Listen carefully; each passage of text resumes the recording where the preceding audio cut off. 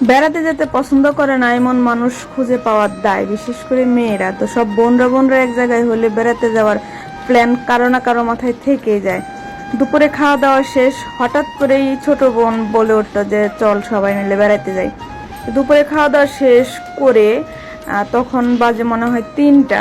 তখন আর কোথায় যাব, যেহেতু বেলাও শেষের দিকে, অনেক দূরে যাওয়াটাও মানে পসিবল ছিল না, যেহেতু ঈদের পরের দিন এটা। আগে থেকে যদি প্রোগ্রাম থাকতো তাহলে না হয় সকাল থেকে শুরু করা যাইতো, তাই না? এক জায়গায় বেড়াতে গেলেও তো একটা মানে প্ল্যানিং আছে, প্রসেসিং আছে, রেডি ফেডি অনেক কিছু মহিলাদের।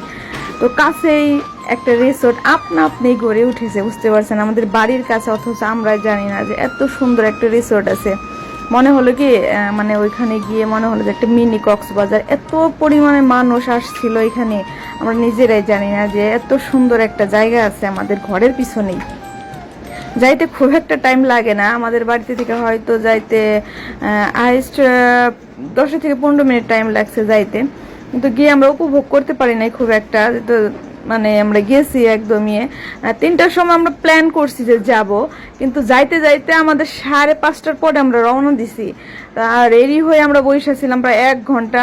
মানে বৃষ্টি নামবে ভাব, নামেও না, আমাদের যাইতেও দেয় না, ঠিক আছে। সর্বশেষ আমরা ওইখানে গিয়ে আধা ঘন্টার মতো থাকতে পারছিলাম।